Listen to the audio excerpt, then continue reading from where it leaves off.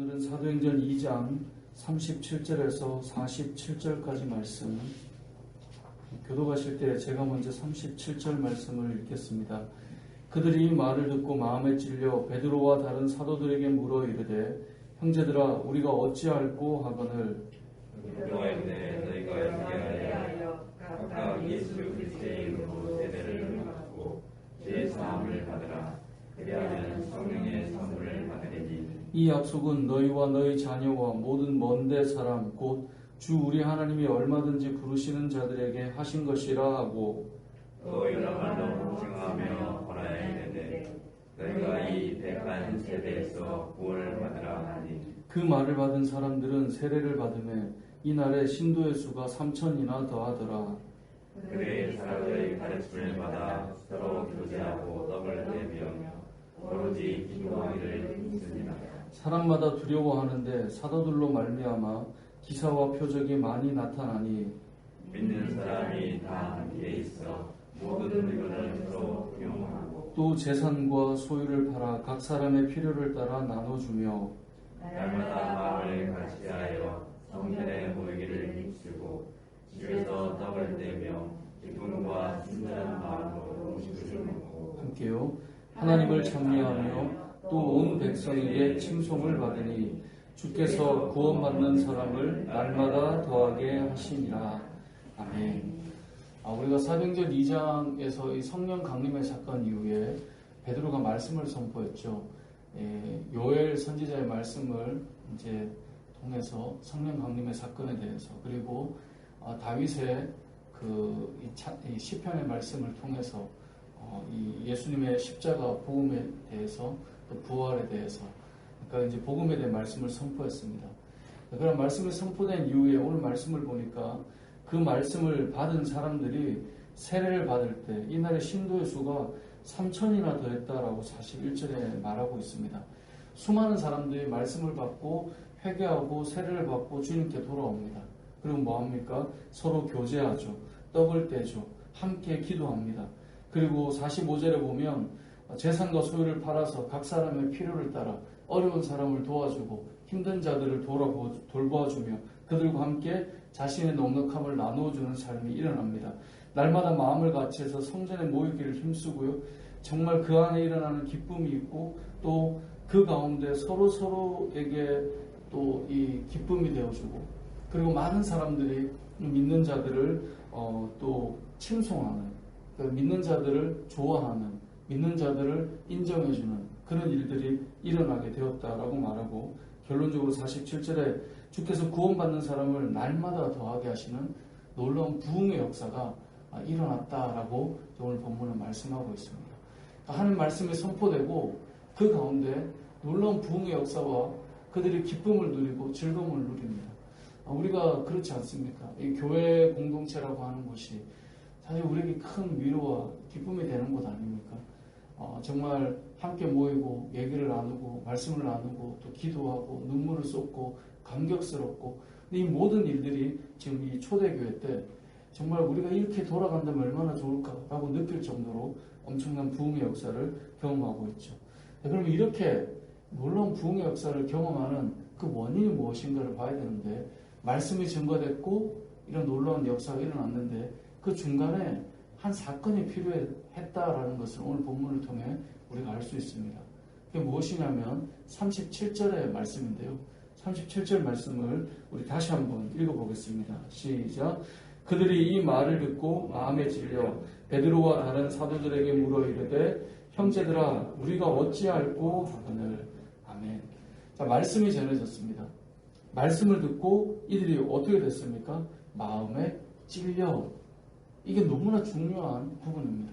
말씀을 듣고 마음에 찔려 우리가 어찌할꼬 라고 하는 이 37절이 있었기 때문에 38절에 이들이 말씀을 받고 회개하고 세례를 받고 죄사함을 받고 성령을 선물로 받고 놀라운 부흥의 역사를 경험하고 예배의 감격이 일어나고 모이기를 힘쓰고 떡을 떼고 서로 나누기도 하고 세상 사람들이 칭송하는 일까지 이루어졌다는 거예요.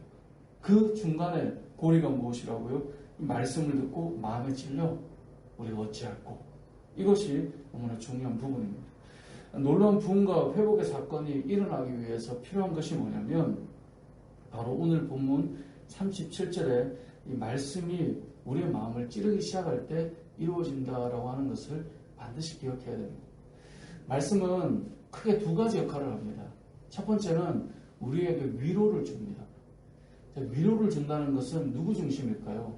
철저하게 나 중심이에요. 여러분, 누군가가 여러분을 위로하려면 누구에게 맞춰줘야 될까요? 여러분 자신에게 맞춰줘야 위로가 돼요. 그러니까 위로라고 하는 말은 철저하게 나 중심이에요. 하나님의 말씀이 나에게 위로가 될 때 언제일까요? 내 마음의 아픔을 알고 내 마음의 상처를 알고 나를 그대로 받아주시고 내 지금 눈물을 받아주시고 닦아주시고 이게 위로예요. 그러니까 철저하게 나 중심일 때 위로가 돼요. 그런데 말씀의 또 하나의 역할은 무엇이냐면 우리의 죄를 지적하고 드러내는 역할을 합니다. 우리가 말씀에서 아는 것처럼 우리의 혼과 영과 관절과 골수를 찔러 쪼개는 역할을 말씀이 합니다. 이건 철저히 하나님 중심이에요. 내 중심이 아니라 하나님 중심으로 우리를 다듬어 가실 때 역사하시는 방법이에요. 그때 우리의 마음은 어떨까요? 많이 아프죠. 듣는 것이 힘들죠. 그래서 마음이 찔려 이 말인 거예요. 마음이 많이 아프는 거예요. 우리가 어떻게 하면 좋겠습니까? 이런 고백이 이후에 일어나는 것입니다. 결국은 하나님의 말씀은 이 두 가지가 사실은 복합적으로 이루어지지만 굳이 나눈다면 위로가 우리에게 임해야 되고 또 하나는 우리를 철저하게 우리의 죄를 드러낼 때 우리가 진정한 회개와 변화와 부흥의 역사가 일어나는 겁니다. 한국 교회의 역사뿐만 아니라 전 세계 역사를 보아도 부흥의 역사가 일어나는 역사들을 보면 그 안에 반드시 일어나는 것은 회개의 역사가 있었습니다. 회개의 역사 없이 부흥의 역사가 있었던 곳은 단 한 곳도 없습니다. 이게 왜 그럴까요? 왜 우리가 다시 돌이키고 일어나고 살아나고 할 수 있을까요? 하나님 말씀이 우리를 철저하게 바꿔가지 않고 우리가 변화될 수 없기 때문에 그렇다라는 것입니다. 오늘 이 본문에 나오는 이 놀라운 역사는 어느 시대 어느 지역이든 새로운 삶의 역사가 일어날 때 반드시 회개가 일어났습니다. 돌이킴이 일어났고요. 말씀이 나를 찌르기 시작할 때 내 삶이 변화되기 시작했다는 것입니다. 오늘 말씀을 통해 저와 여러분이 기억할 것은 바로 하나님의 말씀이 내 마음을 찌르고 있는가, 이것을 돌아보아야 합니다. 하나님의 말씀이 하나님 중심 안에서 우리의 삶을 철저하게 드러내고 있는가, 이것을 보지 못하면 결국 우리는 한 방향으로 가야 돼요. 위로. 나를 이해해 주셔야 되고 나를 받아주셔야 되고 내 삶이 지금 이래도 그래도 나 하나님 앞에 있을 테니 나한테 맞춰주셔야 되고 이제 이렇게 흘러갈 때 과연 회개가 일어날 수 있는가? 그렇지 않다라는 거죠. 성경을 잘 읽어보면 결국 우리의 죄를 낱낱이 드러내셔서 철저하게 나를 무너뜨리실 때 우리는 새로운 부흥의 역사가 일어난다는 것입니다. 그럼 이런 회개는 언제 가능할까요? 우리의 마음이 겸손할 때 가능합니다. 겸손하다라고 하는 것은 세상에서도 무언가를 배울 때요, 내가 겸손해진 마음이면 우리가 배울 수가 있습니다. 교만해진 마음은 배우지를 못합니다. 뭔가를 가르쳐 줄 때, 나 그거 다 알아. 라고 할 때, 아니면 가르치는 자의 권위를 받아들이지 못할 때, 배우지 못하죠. 겸손하지 않으면 배울 수가 없어요. 그런데 하나님의 역사도 마찬가지입니다. 하나님의 말씀 앞에 내가 겸손하지 않으면 회개 역사가 일어날 수가 없습니다. 왜냐하면 그 말씀을 내가 부딪혀서 내밀기 때문에 그렇습니다.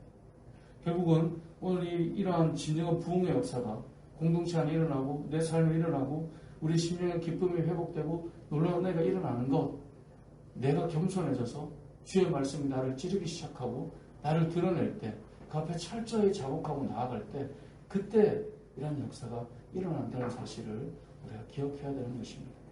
말씀을 정리해 보겠습니다. 하나님의 말씀은 우리를 철저하게 위로하십니다. 우리가 우리의 삶이 어떠하든 간에 하나님 우리를 사실 받아주시고요, 품어주십니다. 하나님은 위로의 하나님이십니다. 하지만 성경을 잘 읽어보면 하나님께서 저와 여러분을 바꾸어 가실 때, 우리를 변화시켜 가실 때 하나님 철저하게 우리의 죄를 드러내시고요, 우리를 겸손하게 만드셔서 바꾸어 가신다는 사실을 반드시 기억해야 합니다. 여러분의 마음에 하나님의 말씀이 여러분을 얼마나 많이 이렇게 만지고 계십니다.